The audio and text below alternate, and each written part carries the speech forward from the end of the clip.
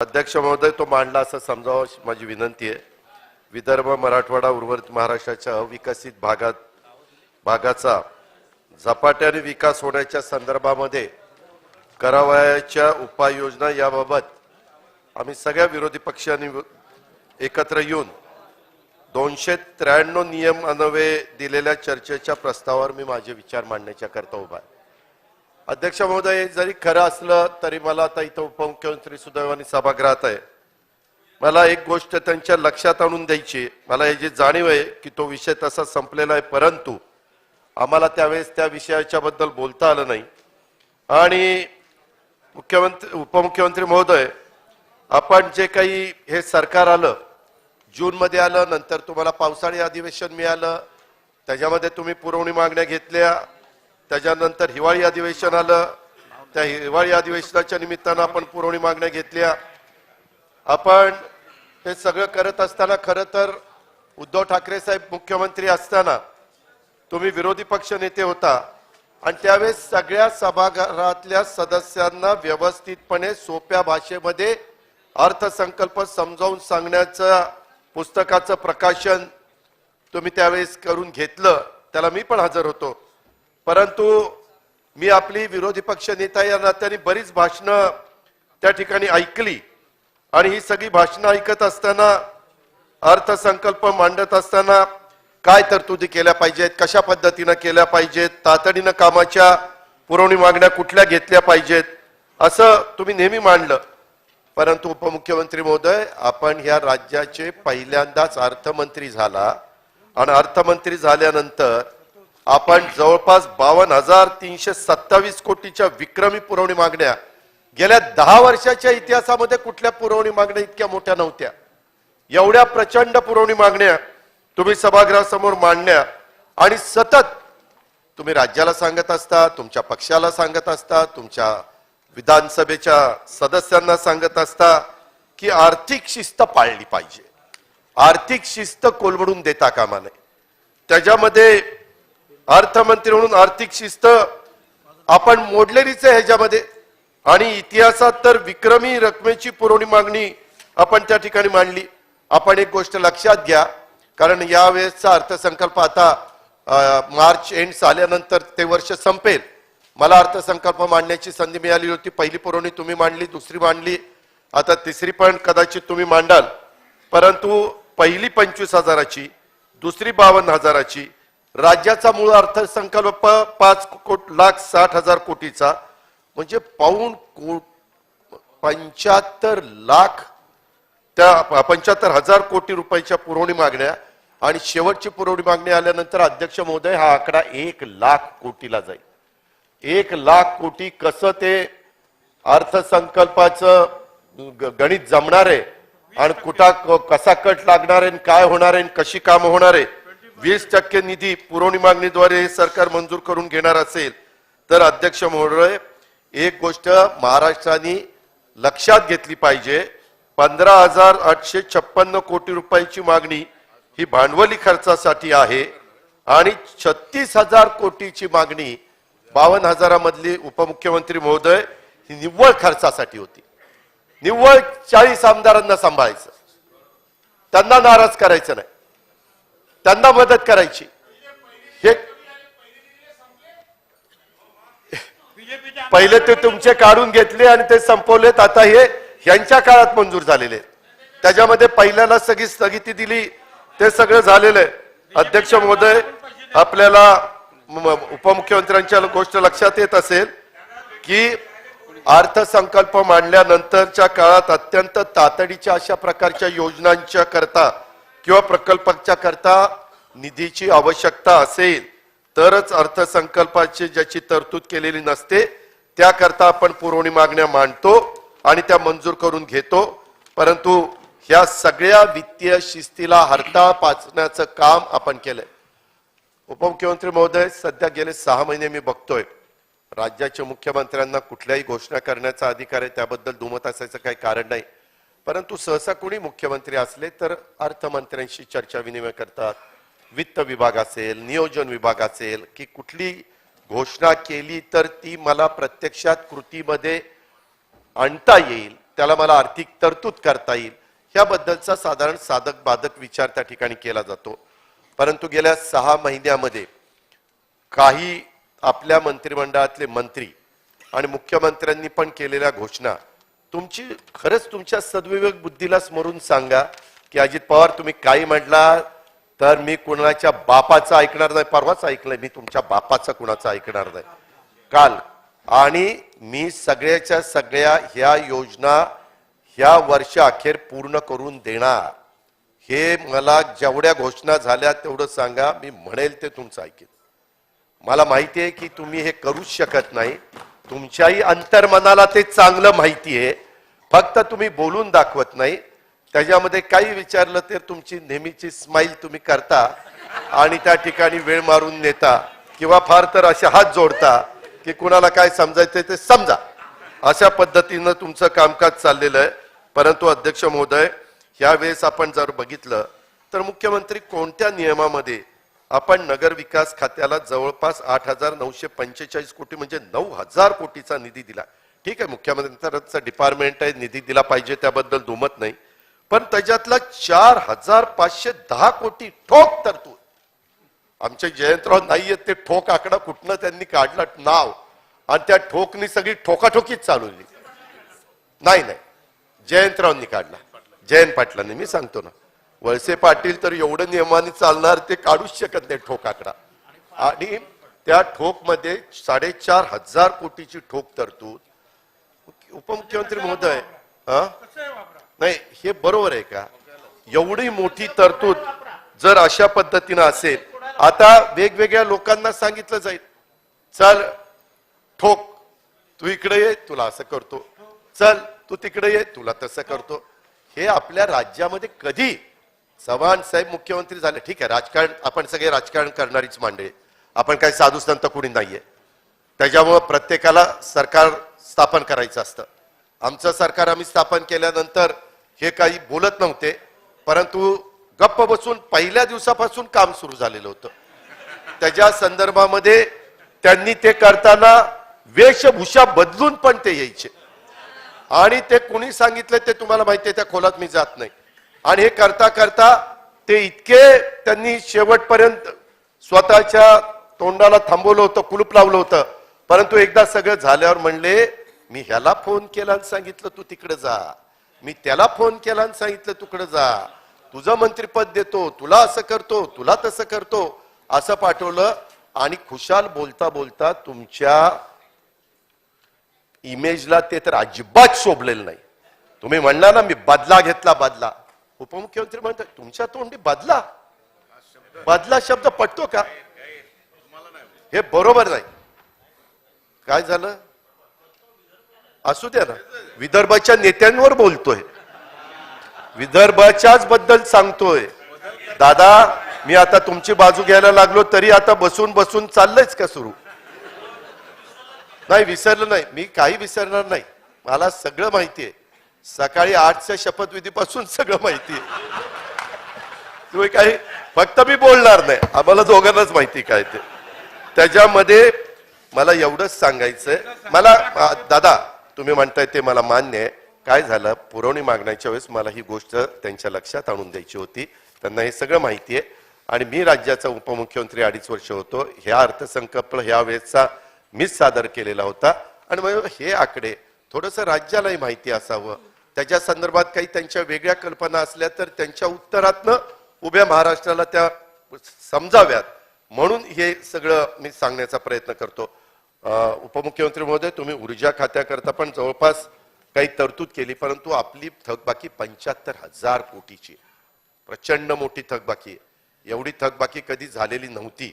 अर्थात शेतकऱ्यांना पण त्यांना पाणी शेतीला मिळालं पाहिजे, त्याही बद्दल दुमत असायचं कारण नाही, पण काही प्रमाणामध्ये आर्थिक शिस्त पण लागली पाहिजे. जर सगळ्याच सवलतीच्या सवयी लागल्या तर पुढं जे कोणी राज्यकर्ते असतील त्यांचं अक्षरशः खेळखंडोबा होणार आहे, ते काहीच करू शकणार नाही. आणि म्हणून त्याच्या संदर्भामध्ये देखील आपल्याला लोकप्रिय घोषणा करणं हे खूप सोपं जातं, परंतु ह्या लोकप्रिय घोषणेमुळं महाराष्ट्राचं खरोखरीच कल्याण होणार आहे का ह्याचाही आपण विचार त्या ठिकाणी केला पाहिजे. आपण सार्वजनिक बांधकामाला पण 7,000 कोटीपेक्षा जास्तीचा निधी दिला. त्याच्यामध्ये रेव्हेन्यू एक्सपेंडिचर हे त्याच्यामध्ये फक्त 28 कोटी रुपये कॅपिटल एक्सपेंडिचर करता आहे आणि कमी तरतूद ह्याच्यामध्ये झाली. मत्ता ह्याच्यातनं निर्माण होणार नाही हे तुम्हालाही माहिती आहे. ऍसेट निर्माण होणार नाही. शेवटी आपण कर्ज काढलं पाहिजे. कर्जाला आमचा कुणाचा विरोध असायचं कारण नाही. केंद्र सरकारने जे नियमावली ठरवलेली आहे त्या नियमावलीच्या बाहेर आपण कुणी जाता कामा नये. परंतु ते करत असताना ते कर्जातनं ऍसेट जर राज्यामध्ये निर्माण झाले तर केव्हाही फायद्याचं असतं. जसं समृद्धी महामार्ग एक मोठा ऍसेट तयार झालेला आहे आणि त्याचा फायदा मराठवाडा, विदर्भ आणि आपल्या सगळ्या उभ्या महाराष्ट्राला होणार आहे. त्याच्यामुळं आम्ही 2.5 वर्षाच्या काळात, तुम्ही पूर्वी 5 वर्ष उपमुख्यमंत्री होता, त्यावेळेसचे प्रोजेक्ट मी कुठल्याही राजकीय भूमिकेतनं थांबवले नाही. मी प्रत्येक प्रकल्पाला, मग तो चंद्रपूरचा असेल, तो समृद्धी महामार्गाचा असेल, तो कुठला पोलीस विभागाचा असेल, कोणत्याही विभागाचा असो, मराठवाडा, विदर्भ, उभ्या महाराष्ट्रातले कुठलेही प्रकल्प अध्यक्ष महोदय मी अजिबात थांबून त्या ठिकाणी दिले नाही. उलट करोनाची 2 वर्ष अडचणीची होती. त्या काळामध्ये उद्धव ठाकरे साहेबांच्या नेतृत्वाखाली आम्ही सरकार चालवत होतो. पहिल्यांदा आरोग्याला आम्हाला सगळं लक्ष द्यावं लागत होतं. केंद्राने पण तेच धोरण स्वीकारलेलं होतं. माणसांचा जीव वाचवणं हा पहिला अग्रक्रम होता आणि ते करत करत आपण कुठेही 5 कोटी रुपये जो आमदार निधी दिला त्याला कट लावला नाही. डीपीडीसीला कट त्या ठिकाणी लावला नाही. उलट डीपीसीची किंमत पैसे वाढवण्याचा प्रयत्न आपण त्या ठिकाणी केला आणि ह्याच्यातून राज्याला पण त्या करोनाच्या जखडामधनं बाहेर काढण्याचं काम, मग आरोग्य विभागाचे त्यावेळेचे मंत्री राजेश टोपे असतील, वैद्यकीय शिक्षण मंत्री आमचे अमित देशमुख असतील किंवा मुख्यमंत्री आणि बाकीची सगळी त्यांच्याबरोबर काम करणारी टीम असेल, सगळ्यांनीच त्याच्यामध्ये काम केलं. पण एक गोष्ट उपमुख्यमंत्री महोदय आपल्याला राज्याला मान्य करावी लागेल की राज्याचा कर्जाचा बोजा साधारण आता 6.5 लाख कोटी पर्यंत गेलेला आहे. कर्जाची रक्कम 3% आतमध्ये आहे हे एक वेळ मी मान्य करतो. परंतु नवीन सुविधा निर्माण करण्याच्यासाठी आणि माझं पुन्हा पुन्हा तुम्हाला सांगणं आहे की मत्ता निर्माण करण्यासाठी त्याचा वापर होताना दिसत नाही. हे आर्थिक बेशिस्तीचं लक्षण आहे असं माझं स्वतःचं स्पष्ट मत त्या ठिकाणी आहे. कोरोना काळामध्ये पण आपण अर्थव्यवस्था सक्षम करण्याच्या करता आणि त्याच्यातनं जो अडचणीतला आहे त्याला मदत करण्याच्या करता भूमिका घेतली. मला एक आपल्याला अर्थमंत्री म्हणून सांगायचं आहे की एकंदरीतच आपण मराठी भाषा भवन सारख्या विषयाला सरकार महत्व देत नाही का काय अशा प्रकारची शंका आमच्या सारख्याच्या मनात येते. खरं तर एक चांगलं डिझाईन आपण मरीन लाईनला त्या ठिकाणी केलेलं आहे. आपला मत्स्यालय त्याच्या शेजारीच ती बिल्डिंग करतोय आणि त्याच्यामध्ये अर्थसंकल्पात आम्ही घोषणा केलेली होती. माझी विनंती आहे की आपली मराठी भाषा मातृभाषा आहे आणि त्या मराठी भाषा भवनाला पण आपण प्राधान्य द्यावं. तसंच छत्रपती शिवाजी महाराजांचे जे किल्ले त्याला डागडुजी आणि सौंदर्यीकरणाचा महत्वाकांक्षी प्रकल्प त्याला पण आपण थोडंसं अग्रक्रम द्यावा अशा प्रकारची माझी आपल्याला त्या निमित्तानं विनंती आहे. छत्रपती संभाजी महाराजांच्याही संदर्भामध्ये खूप चांगला तुळापूरला आणि वडूला तिथे एक प्लॅन आम्ही तयार केलेला होता. उपमुख्यमंत्री महोदय तुम्ही पण तो पहा, पीडब्ल्यूडीच्या मिनिस्टरला पाहायला लावा, मुख्यमंत्र्यांना पाहायला लावा आणि त्याच्यात कुठं काही अजून तुम्हाला वाटत असेल की ह्याच्यात ही बाब अजून इन्क्लूड केली पाहिजे, जरूर त्याच्यामध्ये करा. परंतु त्याही बाबतीमध्ये ते काम कसं लवकरात लवकर सुरू होईल याबद्दल आपण अर्थमंत्री या नात्याने लक्ष त्या ठिकाणी घालावं अशी माझी आपल्याला ह्या चर्चेच्या निमित्तानं विनंती राहील. ह्या एकंदरीत ज्या पुरवणी मागण्या आहेत त्या फक्त ठराविक लोकांना डोळ्यासमोर ठेवून केल्या असल्या तर ते योग्य नाही. उपमुख्यमंत्री महोदय, सत्ता येत असते, सत्ता जात असते, कुणीच ताम्रपट घेऊन जन्माला आलेलं नाहीये. त्यामुळं बदल ज्यावेळेस होतात त्यावेळेस तो बदल झाल्यानंतर कुणाच्या इतर जे येतील त्यांच्याही मनात येतं असं काय येता कामा नये की मग मागच्या वेळेस अशा प्रकारे वागलं तर आपण पण तसं वागावं. हे आपल्या महाराष्ट्राला शोभा देणारी बाब नाही. ही आपली मराठी संस्कृती नाहीये, ही आपली परंपरा नाहीये. मागं पण अनेक मुख्यमंत्र्यांची कारकीर्द जर आपण लक्षामध्ये घेतली तर हे असं घडत नव्हतं. मला तर जरा शंका येते उपमुख्यमंत्री महोदय, 5 वर्ष आपण मुख्यमंत्री होता त्यावेळेस पण एवढं घडत नव्हतं. आणि आता मात्र हे मुख्यमंत्री झाल्यावर तुम्ही जाणीवपूर्वक त्यांना घडून आणायला भाग पाडताय. त्याच्यात त्यांची बदनामी कशी होईल? लोकांनी उद्या म्हणलं पाहिजे की देवेंद्रजींनी नाही उपमुख्यमंत्री असताना अशा स्थगित्या दिल्या, परंतु एकनाथरावांनी स्थगित्या दिल्या. स्थगितीचा शिक्का त्यांच्यावर बसावा असा काही आपल्या मनामध्ये काही भावना आहे का नाही ह्याच्याबद्दल जरा चौकशी केली पाहिजे. मुख्यमंत्री पदाला स्थगिती द्यायचा विचार आहे का? अध्यक्ष महोदय, याच्या संदर्भामध्ये मला एवढंच सांगायचंय की एकंदरीत हा एकतर पहिला आठवडा जेवढा विदर्भ, मराठवाडा, उत्तर महाराष्ट्र ह्या मागासलेल्या भागामध्ये चर्चा व्हायला पाहिजे होती तेवढी दुर्दैवाने झाली नाही. त्याला दोन्ही बाजू कारणीभूत असतील, कोण असेल ते सगळ्यांना माहिती आहे. पण मला एक सांगायचं आहे की गेल्या 60 वर्षामध्ये विदर्भामध्ये जवळपास थोडं कमी 20 वर्ष मुख्यमंत्रीपद आहे. 20 वर्ष मुख्यमंत्रीपद आहे. तुम्ही जाणीवपूर्वक आम्ही पश्चिम महाराष्ट्रातले काही लोक काम करतो.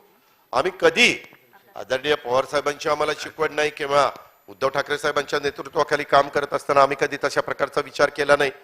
पण हे पश्चिम महाराष्ट्राचं बघतात, हे पश्चिम महाराष्ट्राचं बघतात, अशा पद्धतीनं सातत्याने तसा भडीमार करायचा आणि तशा प्रकारे आम्हाला बदनाम करण्याचा प्रयत्न करायचा. वास्तविक 20 वर्ष आपल्या सहित सगळे मुख्यमंत्री होते. त्याच्यामध्ये 20 वर्षाची कारकीर्द काही कमी नाही. आणि माझी तुम्हाला एक विनंती आहे, मराठवाडा पण मागासलेला भाग, परंतु तिथेही अनेक वर्ष मुख्यमंत्री पद त्या ठिकाणी होतं.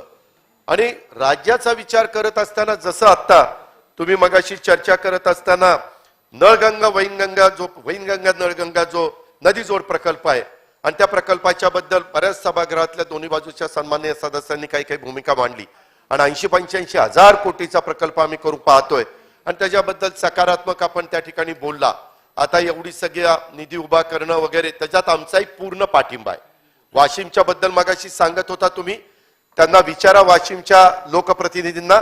मी या खात्याचा मंत्री काही काळ होतो त्यावेळेस वाशिमला तिथं बॅरेजेस मंजूर करण्याचं काम, अधिकचं पाणी देण्याचं काम मी माझ्या परीनं केलं.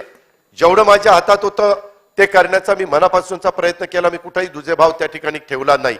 उलट हे प्रकल्प गतीनं होण्याच्या करता मी काही पावलं उचलली, परंतु त्याच्यातनं आमच्या मोठ्या प्रमाणावर बदनामी करण्याचा प्रयत्न केला. आमच्या मागं इन्क्वायऱ्या लावल्या, त्याचा ससेमिरा लावला. ठीक आहे, लोकशाही आहे. लोकशाहीला अशा प्रकारच्या गोष्टी घडतात, त्याला त्या ठिकाणी सामोरं जायचं असतं. आज पण मला ती बातमी खरी का खोटी अजून खात्री नाहीये, पण मला कळलं की आमचे सहकारी अनिल देशमुखांना आज कोर्टाने त्या ठिकाणी जामीन दिला, सुप्रीम कोर्टाने जामीन दिलेला. वास्तविक ते बाहेर आल्यानंतर देखील त्यांच्यावर जे आरोप झाले, आता ते आरोप तुम्ही केले नव्हते, त्यावेळेसच्या कमिशनरही केलेले होते, पण त्या आरोपामध्ये काहीच तथ्य तसं निघालं नाही.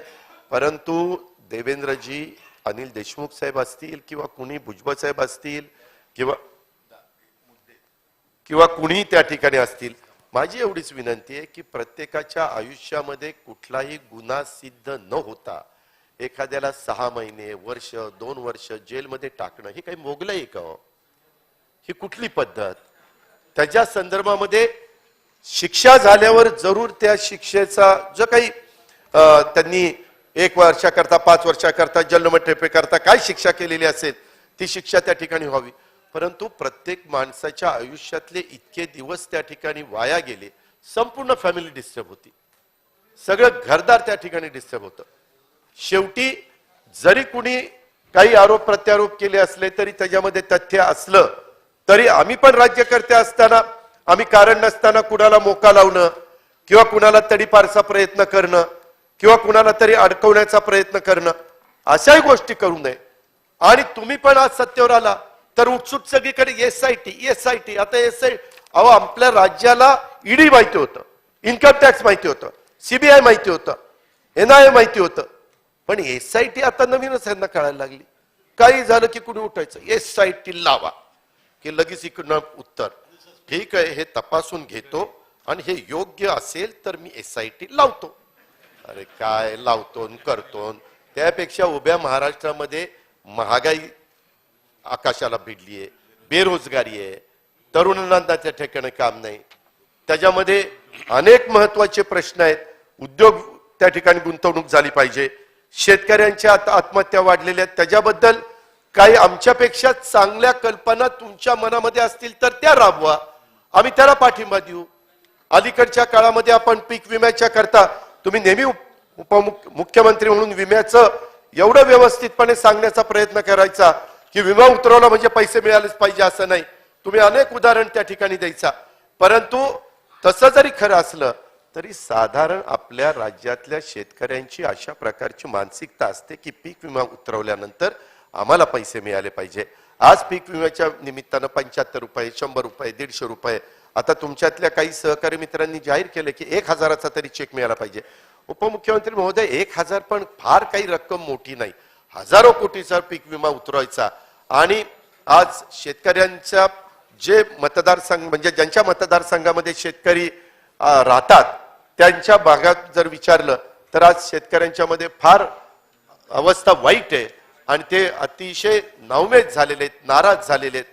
ह्या गोष्टीकडे पण तुम्ही पीक विम्याच्या बद्दल लक्ष दिलं पाहिजे. शेतकऱ्यांच्या ह्या प्रश्नाच्या संदर्भामध्ये तरी त्याच्यामध्ये देखील आपण ह्या निमित्तानं लक्ष दिलं पाहिजे. अशा पद्धतीनं माझी आपल्याला ह्या निमित्तानं विनंती आहे. अध्यक्ष महोदय, ह्या सगळ्या गोष्टी करत असताना उपमुख्यमंत्री महोदय, मला माहिती आहे की भाजपमध्ये आता महाराष्ट्रात जे नेते काम करतात त्याच्यात सगळ्यात ताकदवान नेता भाजपचा देवेंद्र फडणवीस आहे. कुणी काही म्हटलं तरी, कुणी किती गप्पा मारू द्या, परंतु जे आहे ते आहे. आता असं असताना आपण काही लोकांना संधी दिलेली आहे. ठीक आहे, संधी कुणाला द्यावीत हा तुमचा अधिकार आहे. परंतु आता ज्यांना संधी दिलेली आहे ते आपल्या विधिमंडळाचे सभासद पण आहेत आणि कधी कधी त्याच्यामध्ये महाविकास आघाडीच्या सरकारने विदर्भ मराठवाड्यावर अन्याय केला, काहीच काम केलं नाही, अशा प्रकारचं चित्र निर्माण करण्याचा त्यांचा प्रयत्न चाललेला असतो. तुम्ही किती टीका केली तर विदर्भ, मराठवाडा, कोकण, उर्वरित महाराष्ट्र, पश्चिम महाराष्ट्र अशा सर्व विभागाचा समतोल विकास करण्याचा प्रयत्न आम्ही महाविकास आघाडीमध्ये पण केला. ज्यावेळेस आमची आघाडी होती ज्याच्या वेळेस विलासराव देशमुख, सुशीलकुमार शिंदे, पृथ्वीराज चव्हाण, अशोक चव्हाण हे मुख्यमंत्री होते, त्याही वेळेस आम्ही तशाच प्रकारचा प्रयत्न त्या ठिकाणी केला. परंतु अलीकडे सप्टेंबर महिन्यात आपलं सरकार आल्यानंतर आपले एक नेते, आपल्या नंतरचे नेते हे माझ्या बारामतीमध्ये आले आणि सांगितलं बारामतीमध्ये घड्याळ बंद करण्याचा करेक्ट कार्यक्रम करणार. अरे तुझ्या करेक्ट कार्यक्रम, घड्याळ बंद करण्याचा करेक्ट कार्यक्रम करणार, अशा प्रकारच्या वल्गना करतात. आता आमचं तिथं काम आहे, खरंच करेक्ट कार्यक्रम होणार आहे का? जर मी मनावर घेतले तर त्यांचाच करेक्ट कार्यक्रम करीन. मी महाराष्ट्राला माहिती आहे, जर एखाद्याला चॅलेंज दिलं ना, चॅलेंज दिलं ना तर मी कुणाचंही ऐकत नाही. देवेंद्रजी सांगतात तसं कुणाच्या बापाचं ऐकत नाही, हे पण खरंय. पण त्यांना म्हणा जरा दमानी दमानी, फार गाडी फास्ट चालली, फास्ट गाडीचा कधी ऍक्सिडेंट होईल, कोलमडून पडेल कळायचंही नाही, हे पण आपण लक्षात घेतलं पाहिजे. ऍक्सिडेंट वरून आठवलं, देवेंद्रजी आणि सगळ्याच सभागृहांनी आपण मधल्या काळामध्ये विनायक मेटेंना गमावलं. परवा पण त्या दिवशी जयकुमार गोरेंनी इथं भाषण केलं आणि नंतर रातोरात आपण सगळे म्हणतो की बाबांनो रात्री 12 ते 3 प्रवास नका करू. हाही त्या दिवशी चाललेला होता धनंजय. मी त्याला म्हणलं शहाणपणा करा आणि 12 ते 3 रात्री प्रवास नका करू. काय 2-3 तासांनी होणार आहे? आपण किती बसलो तरी कधी त्याला डुलकी लागेल त्या ड्रायव्हरला कळत पण नाही. आणि मग कधीतरी कुणीतरी हे केलेलं आहे का, अमकं केलंय का, मग शंका कुशंका घ्यायची. माझं म्हणणं की प्रत्येकाला आयुष्यात तुम्ही आम्ही असू किंवा देश राज्यातली कुणीही व्यक्ती असू, जीव महत्वाचा आहे आणि त्याच्या संदर्भामध्ये एवढे वेगवेगळे रस्ते चांगले होतात, नॅशनल हायवे चांगले होतात, समृद्धी मार्ग चांगले होतात, त्याच्यामध्ये काही नियमाचं पालन आपण सगळ्यांनी केलं पाहिजे. आणि ह्याबद्दल कटाक्षाने काही आपण सगळ्यांनीच आपल्यावर काही बंधन घालून त्या ठिकाणी घेतली पाहिजे, असं माझं स्पष्ट त्या ठिकाणी मत आहे. आणि अजूनही म्हणजे देवेंद्रजी तुम्ही नाहीच म्हणणार, पण मला माहिती आहे तुम्ही राज्याचे मुख्यमंत्री झाला त्यावेळेस वेगळ्या विदर्भाच्या बद्दल जे आणेसाहेब होते, ज्यांना तुम्ही एजी केलेलं होतं, त्यांनी सांगितलेलं होतं आणि त्यावेळेस तुमच्याही मनामध्ये तुम्ही किती नाही म्हणला तरी मी खात्रीनं सांगतो की तुमचं असं मनात होतं, तुम्ही मुख्यमंत्री झाल्या झाल्या की 4.5 वर्ष राज्याचं मुख्यमंत्री राहायचं आणि शेवटच्या 6 महिन्यामध्ये वेगळ्या विदर्भाचा ठराव करायचा आणि तेलंगणामध्ये जसं झालं तसं वेगळा विदर्भ करून त्या ठिकाणी वेगळं राज्य मराठी भाषिक 2 राज्य करायची अशी नाही अशी त्यांच्या मनात भावना होती. परंतु नाही ऐका तरी त्याच्यामध्ये राज्याचं मुख्यमंत्री जे होतं कुणी देवेंद्रजी होऊ द्यात किंवा विदर्भातलं कुणी होऊ द्यात दुर्दैव आहे त्या अजून उत्तर महाराष्ट्राला कधी मुख्यमंत्री पद मिळालं नाही. कोकणला मिळालं, मुंबईला मिळालं, पश्चिम महाराष्ट्राला मिळालं, मराठवाड्याला मिळालं, विदर्भाला मिळालं, पण उत्तर महाराष्ट्राला धुळे, नंदुरबार, जळगाव आणि नाशिक या गिरीश महाजनांना आंतरराष्ट्रीय स्तरावर भाजप वाढवायला पाठवायचंय. युनायटेड नेशन त्यांचे कॉन्टॅक्ट फार आहेत आणि ते इतके झटपट कॉन्टॅक्ट करतात तुम्हाला सगळ्यांना माहिती आहे. त्याच्यामुळे त्यांना तिथं पाठवायचं ठरलंय. त्याचा मित्र बंधू अध्यक्ष महाराज अध्यक्ष महाराज ह्याच्या संदर्भामध्ये एकंदरीतच हे सगळं वेगळ्या विदर्भाचं वगैरे स्वप्न दाखवलं जातं. माझं म्हणणं आहे की आपण सगळ्यांनी आज ठराव चांगला केलेला आहे. आपल्या सगळ्यांची भावना आहे आपण एकत्र महाराष्ट्रामध्ये राहूया, चांगल्या पद्धतीने एकमेकाला मदत करूया, जिथं कुठं काही कमतरता असेल तर ती भरून काढूया. मला एक सांगायचं अध्यक्ष महोदय की आपण पण विदर्भातनं प्रतिनिधित्व करता. विदर्भामध्ये वेगवेगळे उद्योग, आता आपलं सोयाबीन असेल, आपला कापूस असेल, आपला संत्रा असेल, आपली जी काही आपलं धान असेल, आपली जी काही महत्वाची पिकं आहेत त्या पिकावर प्रक्रिया करणारी कारखानदारी ही आली पाहिजे. उपमुख्यमंत्री महोदय तुम्ही बऱ्याचदा बोलत असताना ते साखर कारखान्याचं निघालं की तुम्ही त्याच्या संदर्भातले वेगवेगळ्या प्रकारची वक्तव्य करतात, तो तुमचा अधिकार आहे. परंतु खरोखरीच साखर कारखान्यांच्यामुळे आर्थिक सुबत्ता आली. तुम्ही काही बाबतीमध्ये म्हणता की मुद्दाम काहींनी कारखान्याच्या किमती कमी केल्या, हे असं झालेलं नाही. विदर्भातले कारखाने जात असताना आज पण मी सांगतो की जर उद्याच्याला काही डायरेक्शन मिळाल्या कोर्टाच्या आणि कारखाने विकायला गेले तर विदर्भातले कारखाने 13 कोटी 14 कोटी 15 कोटी 16 कोटीला कोण घेत नाही. हरिभाऊ वागडे साहेब तुम्ही पण संभाजीराजे कारखाना चालवता. आज काय परिस्थिती आहे? कारखाना चालवणं हे काही येड्या गाबाळायचं काम नाही. त्याच्यामुळे सूतगिरणी असू, साखर कारखाने असू, जिल्हा बँका असू, तुम्ही का आत्मचिंतन आत्मपरीक्षण करत नाही की महाराष्ट्रामध्ये बऱ्याचशा ठिकाणी दूध वाढलं, आपल्या विदर्भामध्ये का नाही वाढलं? कुठं कमतरता आहे? कुणी बाहेरचे लोक येऊन दूध काढत नाही का? इथल्या म्हशी गाई दूध देत नाही? काय होतं काय? रेशीम उद्योग कुणी अडवला? शेळी पालन व्यवसाय कुणी अडवला? एवढा कापूस पिकतो का नाही चांगल्या सूतगिरण्या निर्माण होत? का नाही चांगल्या सूतगिरण्या चालत? आता काही का होईना स्वतः गडकरी साहेबांनी प्रयत्न करून 2-3 कारखाने बऱ्यापैकी चालवलेले आहेत, ते लढतायत, त्याच्यामध्ये ऊस वाढतोय. परवा पण मी त्याच्यावर येणार आहे, गोसीखुर्दला गेलेलो होतो त्यावेळेस तिथली परिस्थिती त्या ठिकाणी बघितली. माझं म्हणणं इच्छाशक्ती दाखवा ना राजकीय. उगीच हे पश्चिम महाराष्ट्रातले काही करत नाही, हेच काही करत नाही, आमच्यावर अन्याय करतात, आमच्यावर अन्याय करतात. अरे आपल्या पण मनगटातली ताकद दाखवा ना. जिल्हा बँका कुणी बंद पाडल्या? बाहेरच्या लोकांनी येऊन बंद पाडल्या. कोण जबाबदार आहे? आज कितीतरी इथल्या जिल्हा बँका 11 जिल्हे आहेत आपले, त्याच्यातले मला वाटतं भंडारा गोंदिया वेगवेगळ्या बँका आहेत ना. भंडारा गोंदिया तर सगळीकडेच वेगळं, फक्त वाशिम अकोल्याची एकच बँक आहे, बाकीच्या मला वाटतं 10 बँका आहेत. मग 10 बँकेच्या संदर्भामध्ये पीक कर्ज आहे ना. मी कुठं अहो साहेब आम्ही कुठं म्हणतोय जे चांगले ते चांगलंच ना. ठीक आहे बसून बोलू नका, बसून बोलू. अध्यक्ष महोदय मला हे सांगायचं आणि उपमुख्यमंत्री तुमच्याही लक्षात आणून द्यायचंय, बँका जे ताकदीनं चांगल्या चालवत असतील ते कुणी कुठल्या गटाचे तटाचे पक्षाचे वगैरे काही बघू नका, त्यांना सपोर्ट करा. जे चुकीच्या पद्धतीनं चालवत असतील तिथं दुरुस्त काय करायचं ते करा. चुकीची प्रवृत्ती तिथं वाढीला लागणार नाही त्या पद्धतीचं काम सावे साहेब आपण करा. आपण सहकार मंत्री आहात.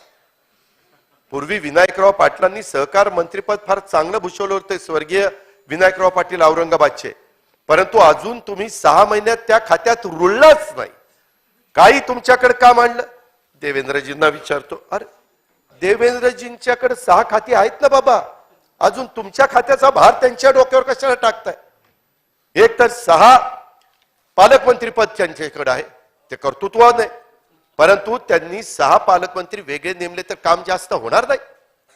आज महिला बऱ्याचशा बाहेर गेल्या. तुम्ही महिलांच्या बद्दल सांगताय, भाजपला पण महिलांची मतं मिळाली. एक तरी महिला 6 महिन्यात अजून एक महिला सापडेना मंत्री करायला. अरे हा कुठला कारभार? मी आता येऊन वहिनींनाच सांगणार आहे, जरा बघावं यांच्याकडे. रात्री त्यांनी मनावर घेतलं की लगेच एखादी महिला मंत्री होईल, मला खात्री आहे. परंतु ह्या ज्या बाबी आहेत ना, मी टीका म्हणून करत नाही. आपण ज्यावेळेस महिलांना पुरुषांच्या बरोबरीनं कामाची संधी द्यावी, निर्णय प्रक्रियेमध्ये घ्यावं, त्याच्या संदर्भात ज्यावेळेस सांगत असतो, आम्ही बरोबरीची वागणूक देतो, असं नाही. आपल्या सभागृहामध्ये आज 20 लोक तुम्ही मंत्री, 18 मंत्री, मुख्यमंत्री, उपमुख्यमंत्री आहात. परंतु शाहू फुले आंबेडकरांचा महाराष्ट्र, सावित्रीबाई फुलेंचा, पुण्यश्लोक अहिल्यादेवी होळकरांचा, ह्यांचा महाराष्ट्र असा असताना देखील दुर्दैवाने ह्या महाराष्ट्रामध्ये आज पण एकही महिला मंत्री नाही. ही नामुष्की आहे. हा महिलांचा अपमान आहे. याचं कुठंतरी आत्मचिंतन, आत्मपरीक्षण करा ना. रात्री फोन लावा दिल्लीला, कुणाची नावं घ्या आणि करा उद्याच्या उद्या मंत्रिमंडळाचा विस्तार. याचा कुठंतरी विचार करा. कारण 20 लोकांनी किती, उपमुख्यमंत्री महोदय, पहिले तर तुम्ही दोघांनीच सगळं चालवलं, त्याच्यानंतर बघत हळूहळू 18 जण त्याला जोडले. हे जरी खरं असलं तरी देखील अजून तुम्हाला 22-23 लोक घेता येत आहेत. ज्या 22-23 लोकांना घ्यायचंय त्यांना घ्या, परंतु त्यांना संधी द्या. डिपार्टमेंटला एक दोन डिपार्टमेंट प्रत्येकाकडे दिली तर त्या बाबतीमध्ये कामाचा उरक होतो. लोकांना जास्तीत जास्त अवेलेबल व्यक्ती होऊ शकते, त्या खात्याचा मंत्री होऊ शकतो. आणि बऱ्याचदा तुमच्यातले काही मंत्री सांगतात की आम्हाला आमच्या वरिष्ठांना म्हणजे देवेंद्रजींना विचारावं लागेल, असं भाजपचे मंत्री सांगतात. त्यातल्या त्यात शिवसेनेचे म्हणजे शिंदे गटाचे मंत्री तसं सांगत नाहीत. ते सगळेच जण सवतासुभा आहेत, त्याच्यामुळे त्यांचं काम चाललेलं असतं, त्यांना काही म्हणजे अडचण नाही. पण हे सगळं करत असताना आपल्या राज्यामध्ये ही पद्धत नव्हती. ह्या संदर्भामध्ये अडचणी येतात.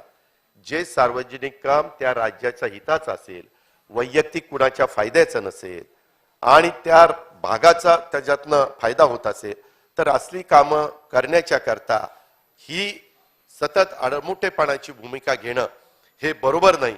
प्रत्येक कामामध्ये तुमच्याकडं जायला लागणं हे बरोबर नाही सगळ्या आमदारांना. आणि हे झालं ह्या तुमच्या 9 लोकांचं, आणि तुम्ही दोघं तर फार बेस्ट चाललेलं आहे. देवेंद्रजींना काही विचारलं, मुख्यमंत्र्यांची संमती आणा, आणि त्या महाराजांना विचारलं मुख्यमंत्री महोदयांना, देवेंद्र म्हणले की मी केलं, झालं. ही नुसतं इकडून तिकडं टोलवाटोलवी चालली. दादा, कधी कधी तुमची मला इतकी आठवण येते, तुमच्यासारखी व्यक्ती जर असती तर अशी नसती टोलवाटोलवी केली. मला माहितीये आमचा कोल्हापूरचा ढाढ्या वाघ, पण त्यांना 1-2 डिपार्टमेंट दिलेत साधे आणि त्यांना बाजूला ठेवलंय आणि स्वतः 6 महत्वाची डिपार्टमेंट घेतली आणि ह्या पद्धतीचं राजकारण करता. बरोबर नाही. तुम्हाला अक्षरशः तळतळाट लागेल ह्या लोकांचा.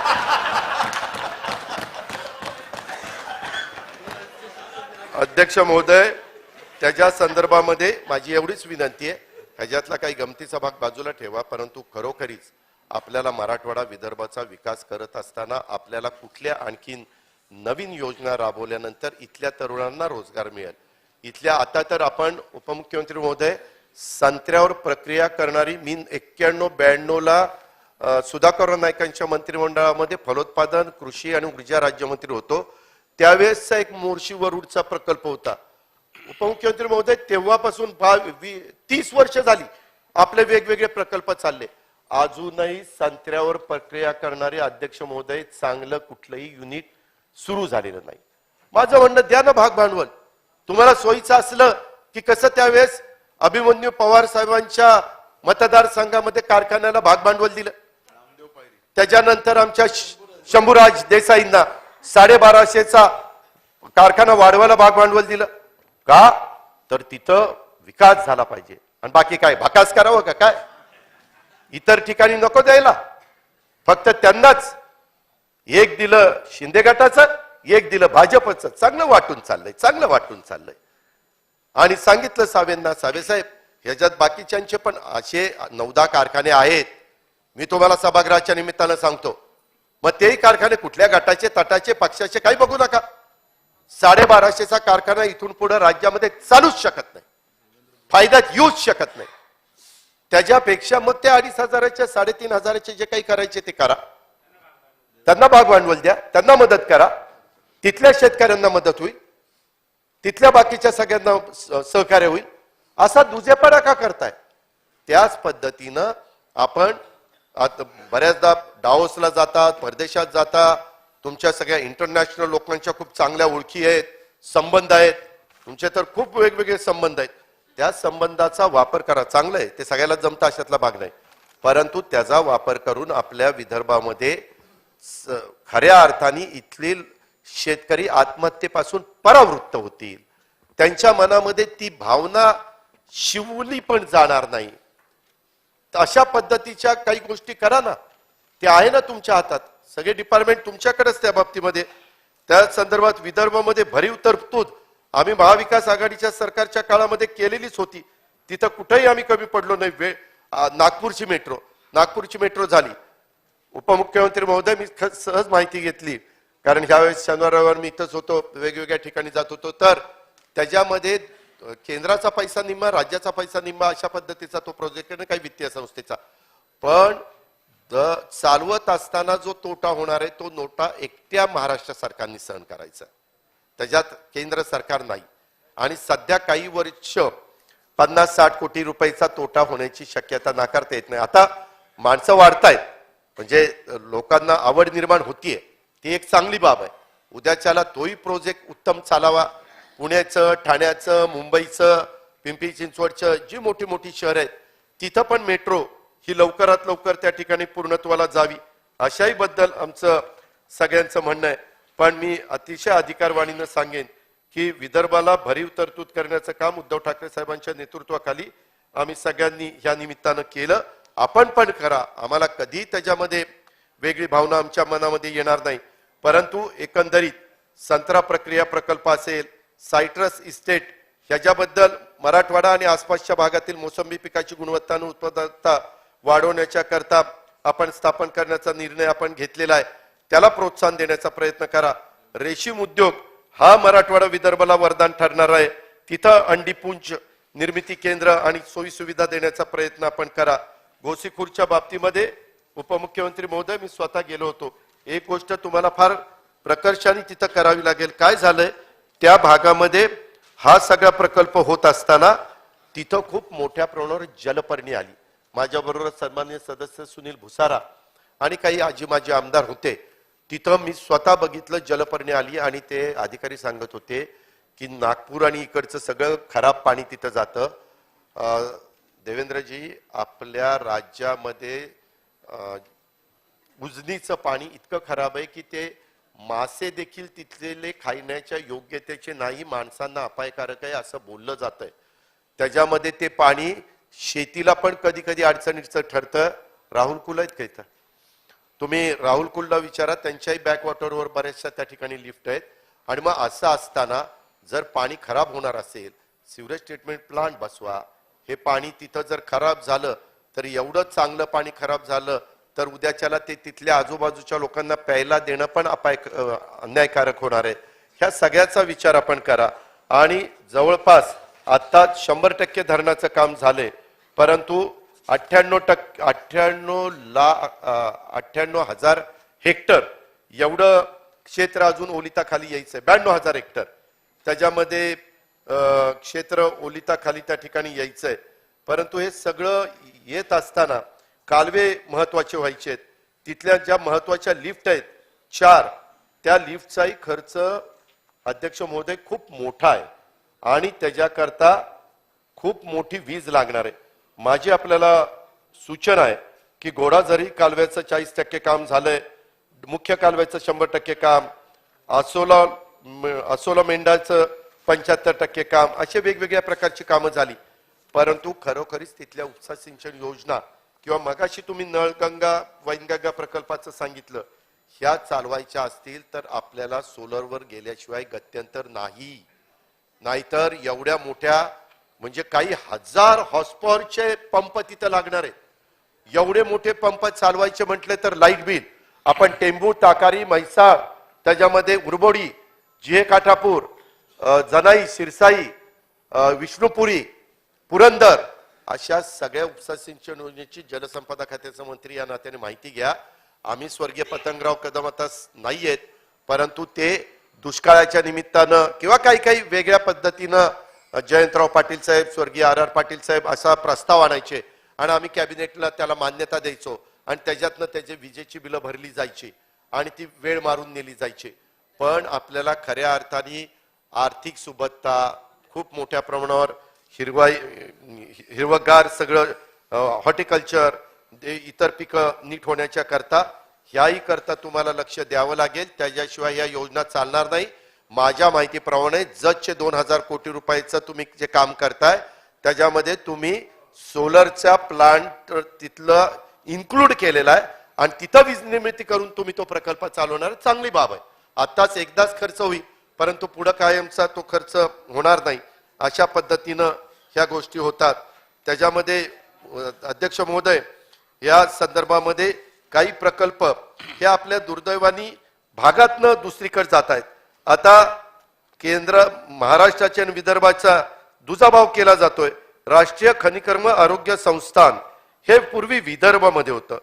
उपमुख्यमंत्री महोदय, ह्याच्यात मराठवाडा, विदर्भ, मध्य प्रदेश, छत्तीसगड, तेलंगणा येथे खाण उद्योग आहेत.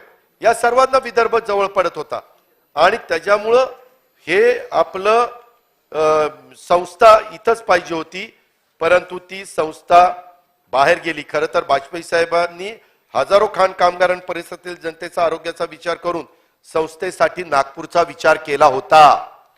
त्यांचा विचार बाजूला सारून ही संस्था आता अहमदाबादला हलवलेली आहे. असं नाही केलं पाहिजे. तिकडे एवढे हे खनिज नाहीये. नंतर केंद्रीय कामगार शिक्षण मंडळ हेही नागपूरवरून दिल्लीला हलवलं. ते दुसरी संस्था श्रमिक शिक्षा बोर्डची हे नको होती हलवायला. त्याच्यामध्ये नागपूरचा सॅफ्रन उद्योग हाही हैदराबादला त्या ठिकाणी गेला.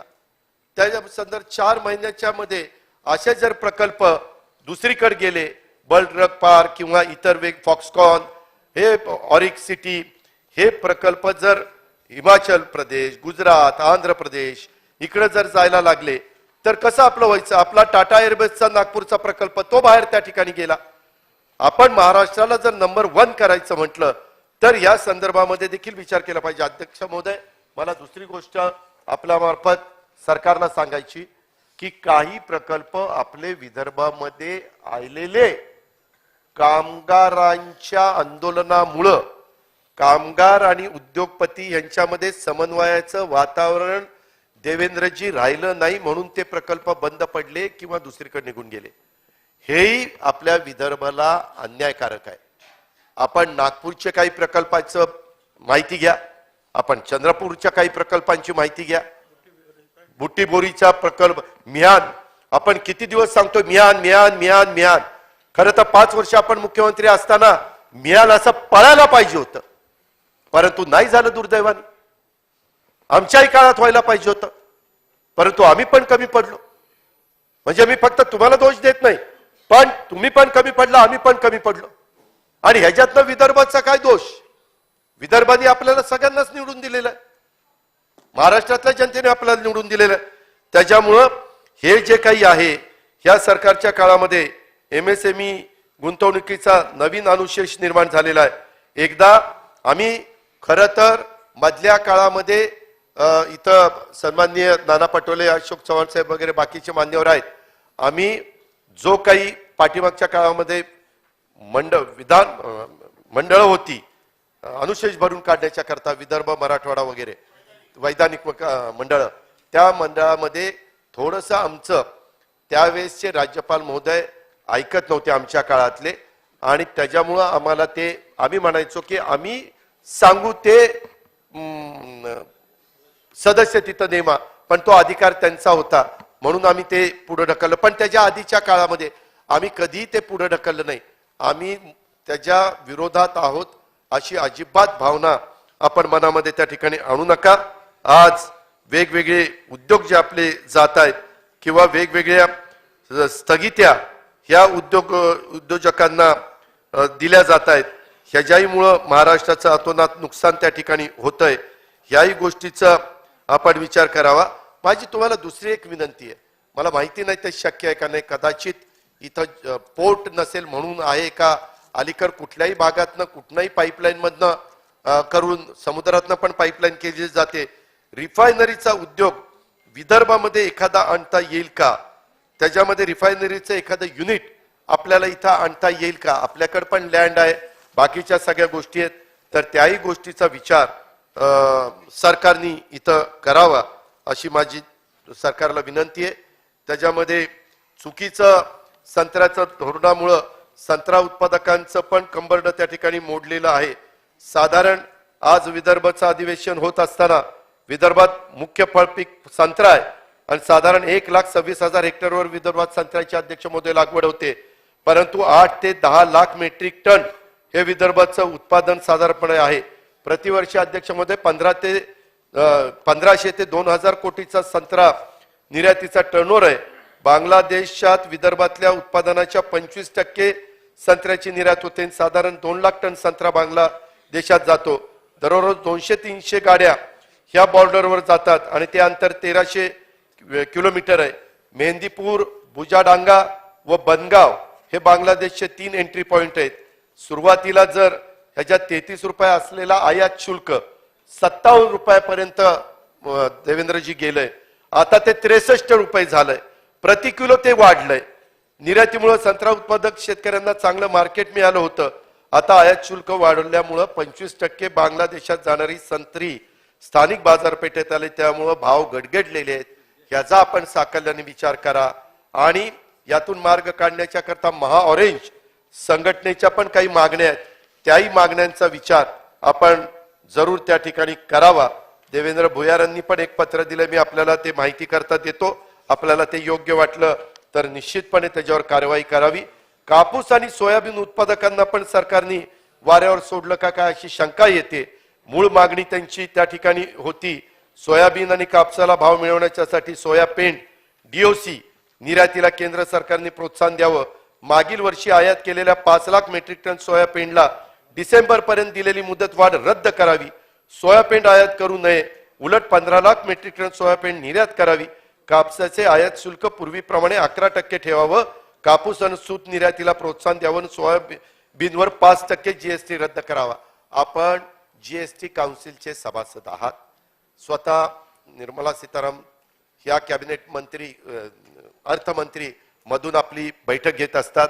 आपण बाकीच्या आपल्या सहकाऱ्यांना सांगितलं तर हे करता येणं शक्य आहे. कोरोनाच्या काळामध्ये उपमुख्यमंत्री महोदय काही निर्णय आम्ही वेगळे घेतलेले होते, पण ते सगळ्या राज्यांना सोयीचे होते. त्याच्यामुळं आमचं तिथं मेजॉरिटी झाली आणि केंद्रीय अर्थमंत्र्यांनी त्याला दुजोरा दिला.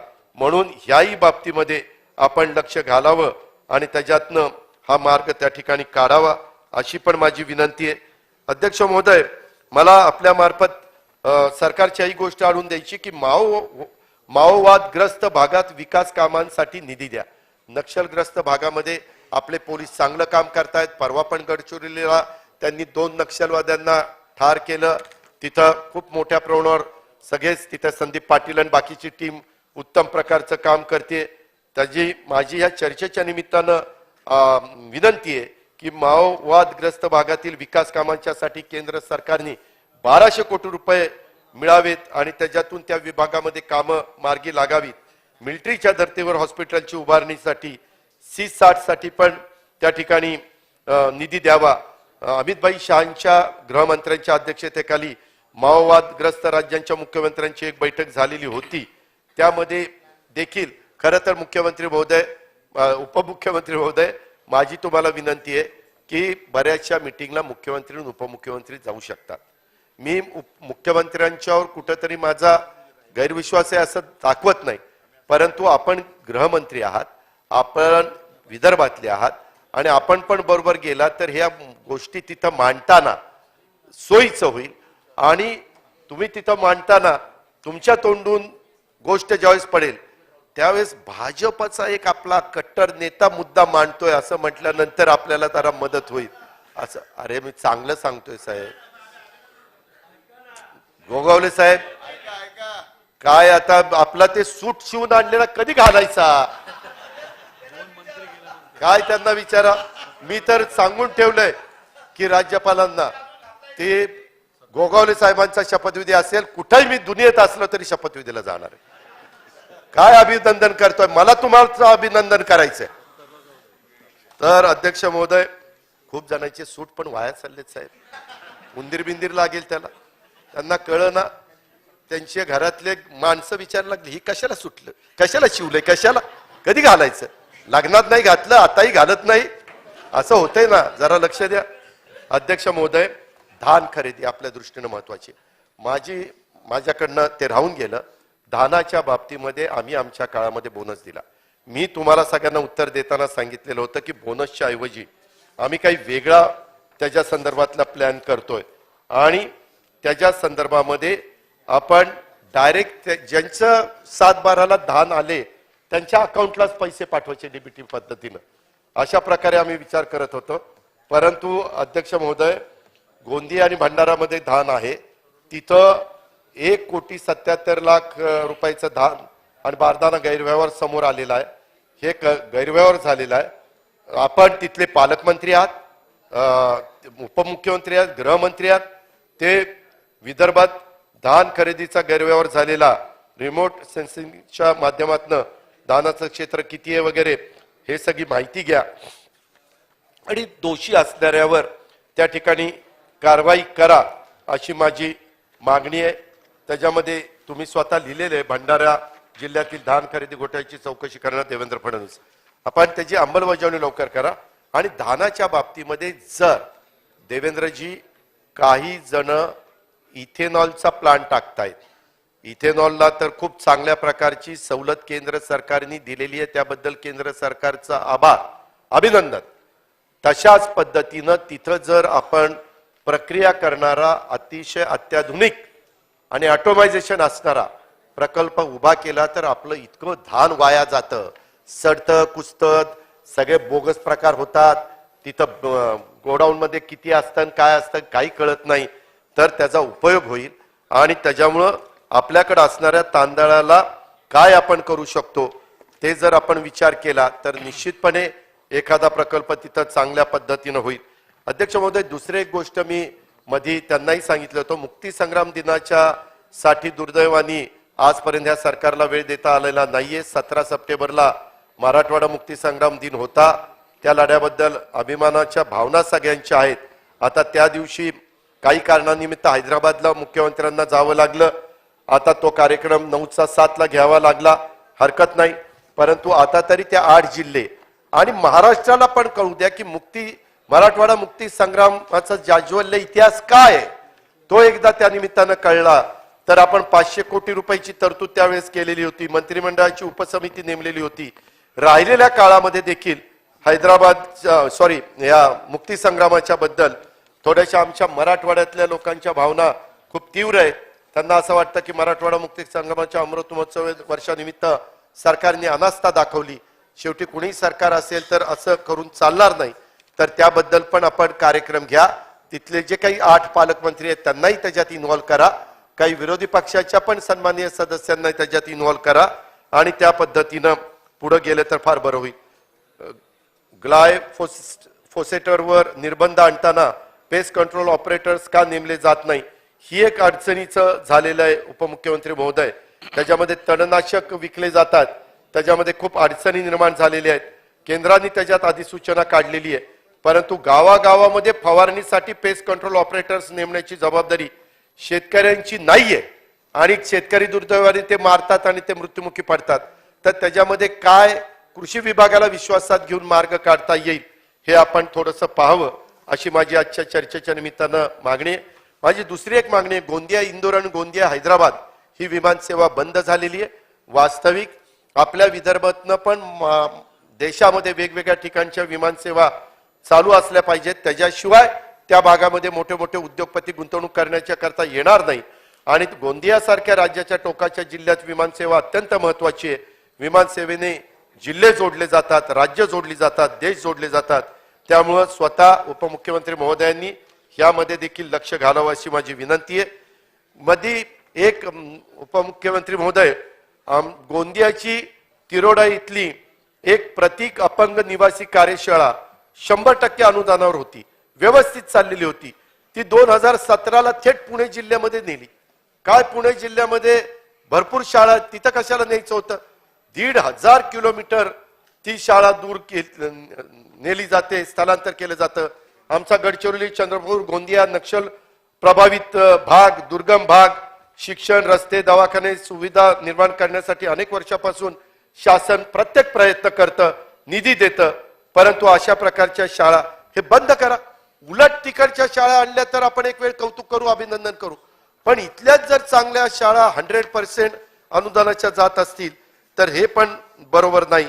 हे पण मला या निमित्तानं सांगायचं. विमा कंपन्यांना वटणीवर आणण्याचं काम त्या ठिकाणी करा. शेतकऱ्यांच्या आत्महत्या कमी करण्याचा प्रयत्न करा. त्याच्यामध्ये शेतकऱ्यांचं वीज कनेक्शन तोडण्याच्या बद्दल पण आपण सांगितलं तोडायचं नाही, पण कधी कधी काही अधिकारी गंमत करतात. त्याच्यात लेखी आदेश जर असले तर आम्ही लोकप्रतिनिधी त्याला दाखवू शकू की बाबा हे लेखी आदेश आहेत तरी तुका आम्हाला त्रास देतो. अशा पद्धतीनं शेतकरी वर्गाला पण त्याची मदत होऊ शकते. हे पण अध्यक्ष महोदय मला लक्षात आणून द्यायचं आहे. पाणी वापर कार्यक्रमाला पण मंजुरी दिली जात नाही, त्या निमित्तानं त्यालाही आपण मंजुरी त्या ठिकाणी द्यावी. यावर्षी सुदैवाने चांगला पाऊस पडलाय. जायकवाडी, मांजरा, माजलगाव, येलदरी, तेरणा, सिनाकोळेगाव, पेनटाकळी, इसापूर, मुळा, भंडारदरा, निळवंडे, ऊर्ध्वतापी, गिरणा, दारणा ह्या प्रकल्पात 100% पाणी आहे. आणि त्याच्यामुळं सरकारने धरणातील पाणी वापर कार्यक्रमाला मंजुरी दिली नाही किंवा कालवा सल्लागार समितीच्या बैठका घेणे अशक्य असल्यास 4 नोव्हेंबर 22ला शासन निर्णय काढला की ही जबाबदारी राज्यमंत्री आणि पालकमंत्री यांच्यावर टाकलेली आहे. राज्यमंत्रीच नेमले नाही, कशी काय जबाबदारी टाकली? कधी कधी असं चुकतंय बघा कामाच्या व्यापात. पण त्यांच्याकडून वेळेत कार्यक्रमाला मंजुरी दिली जात नाही. आमच्या पालकमंत्र्यांनी वेळेत बैठका घेऊन दिलीपराव आमच्या सगळ्या कालवा सल्लागार समिती व्यवस्थित झाली. काय दादा, एकदम बेस्ट. परंतु तसं बाकीकडे पण करा ना. राज्याच्या शेतकरी सन्मान योजना ह्याही बद्दल एक चांगली अधिवेशनामध्ये हे तर स्वतः मंत्री महोदयांनीच त्या ठिकाणी जाहीर केलेले. तर त्याच्या संदर्भात आम्हाला तर कळलं की कधी कधी कॅबिनेटमध्ये काहींची कानउघडणी पण केली जाते आणि ह्याच्यात हे कसं काय तुम्ही जाहीर केलं, काय केलं, कसं काय पैसे कुठनं द्यायचे वगैरे वगैरे. पण मग घोषणा जाहीर करतानाच 10 विचार करून करा ना. जर आपण मुख्यमंत्री असताना केंद्र सरकारच्या धर्तीवर राज्याची शेतकरी सन्मान योजना सुरू करण्याचा सुतोवाच केला होता, सुतोवाच सुरू नव्हती, पण त्यांच्या मुख्यमंत्री पदाच्या काळात तुम्ही ती सुरू करू शकला नाही. आता मात्र काही काही मंत्र्यांना धीरच राहत नाही. काय सांगू, काय नाही, काय सांगू, काही कधी कधी सांगता सांगता असं का बेताल बडबडून टाकतात की विचारता सोय नाही. काही पण करून टाकतात. तो उत्साह जरा आवरा.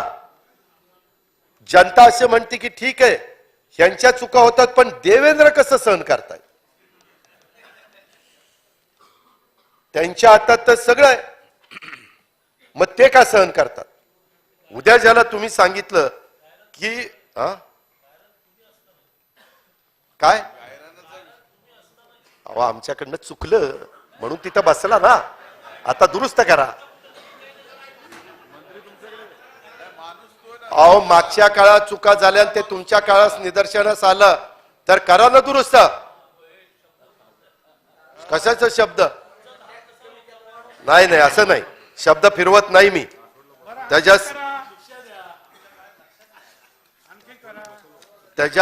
त्याच्या संदर्भामध्ये शेतकरी उत्पादक कंपन्यांच्या अडचणी पण अध्यक्ष महोदय बऱ्याच आहेत. वेळ बराच झालेला आहे, परंतु मी तुम्हाला काही लेखी द्यायचं काम करतो. फलोत्पादनाचे मापदंड बदलले पाहिजेत अध्यक्ष महोदय. जसं मध्ये SDRF आणि NDRF मापदंड बदलण्याच्या करता सगळ्यांनी प्रयत्न केला आणि त्याला यश आलं देश पातळीवर, तसं कोणत्याही परिस्थितीमध्ये राज्यातला आणखीन हॉर्टिकल्चर वाढावं म्हणून हे मापदंड बदलले पाहिजे. त्यासाठी सरकार काय करणार आहे ह्याचंही उत्तर आम्हाला या निमित्तानं मिळालं पाहिजे. शेतकऱ्यांना सिबिल मधून वगळा. माझी सरकारला हात जोडून अध्यक्ष महोदय विनंती आहे, महाराष्ट्र सरकारने ह्याच्यामध्ये पुढाकार घ्यावा. तशा प्रकारची लेखी विनंती केंद्र सरकार आणि रिझर्व्ह बँक ऑफ इंडियाला करावी आणि व्यापार आणि उद्योगाला जी सिबिलची अट लावतात त्या अटीतनं कृपा करून देवेंद्रजी आपल्या शेतकरी वर्गाला ह्याच्यातनं वगळा. आपल्याला अडचणी खूप येतात. राष्ट्रीयकृत बँकांना आरबीआयनी काही डायरेक्शन दिलेले आहेत. ही तुमच्याही कानावर ही बाब आलेली असेल. याही संदर्भामध्ये आपण लक्ष घालावं अशी माझी आपल्याला हात जोडून विनंती आहे. मित्रांनो, अध्यक्ष महाराज, वेळ बराच झालेला आहे. डीएपीचा तुटवडा आहे, तो पण भरून काढण्याचं काम त्या ठिकाणी करा. तुम्ही नियमित कर्जफेड करणाऱ्यांना यंदा बजेटमध्ये तरतूद केलेली आहे.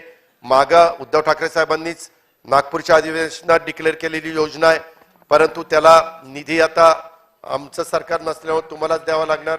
एका गोष्टीचं तुमचं अभिनंदन करतो, कारण ती 50,000 देण्याचं काम आता तुमच्या हातात असताना तुम्ही करताय. हे मागचं सरकारचं आहे म्हणून ते बंद पाडत नाही. चांगलं इथं जसं विधायक दृष्टिकोन दाखवताय, चांगलं दाखवताय, तशा त्या स्थगिती पण उठवा ना. कशाला स्थगितीला स्थगिती स्थगिती स्थगिती? त्याच्यात पण एक चांगला निर्णय घ्या. आम्ही कौतुक करू. मी सभागृहात सगळ्यांच्या देखत अभिनंदन करेन. तशा पद्धतीनं आपल्याला अधिवेशनाच्या आधी तुम्ही शब्द दिलेला आहे दोघांनी की मीटिंग घेऊ आणि काही मार्ग त्याच्यात काढू, तर तो मार्ग जरूर काढावा. आणि राज्याला पुढे नेण्याच्या करता निश्चितपणे विदर्भ, मराठवाडा, उत्तर महाराष्ट्र या मागासलेल्या भागामध्ये जे जे प्रश्न आहेत ते प्रश्न सोडवण्याच्या करता कुठल्याही प्रकारची भावना, कापसाच्या बाबतीत पण मी मगाशी सांगितलं की कापूस च्या पण प्रक्रिया करणारे उद्योग मोठ्या प्रमाणावर त्या ठिकाणी सुरू झाले पाहिजेत. कापसाला त्या ठिकाणी खरेदी काही बाबतीमध्ये मध्ये भाव चांगले होते, त्याच्यावर खरेदी केंद्रावर कापूस कमी येत होता. पण जिथं खरेदी केंद्र ज्या धानाची, कापसाची, ज्या पिकाची मागणी असेल त्या ठिकाणी ताबडतोब खरेदी केंद्र सुरू करण्याचं पण प्रयत्न म्हणजे प्रयत्न नाही, निश्चितपणे खरेदी केंद्र सुरू करण्याचं काम सरकारने करावं आणि अशा पद्धतीने शेतकरी वर्गाला त्या ठिकाणी मदत करावी. मी आजच्या चर्चेच्या निमित्तानं महाराष्ट्रातल्या जनतेला, मराठवाडा, विदर्भ, उत्तर महाराष्ट्राला, सगळ्या मागासलेल्या भागाला सांगू इच्छितो की जे या भागातल्या विकासाचं महत्वाचं असेल त्या कामाच्या करता आमच्या सर्व विरोधी पक्षाच्या वतीनं सरकारला पूर्णपणे पाठिंबा त्या ठिकाणी राहील. त्या विकास कामाच्या करता तिथं काही त्रुटी जाणवली तर आम्ही लक्षात आणून देऊ, पण आपण सगळे मिळून खऱ्या अर्थाने या मागासलेल्या भागाचा कायापालट त्या ठिकाणी करण्याच्या करता प्रयत्नाची शिकस्त करू. त्याच्यात आम्ही कुठं कमी पडणार नाही हा शब्द सभागृहाला देतो. माझे 2 शब्द संपवतात. जय हिंद, जय भारत.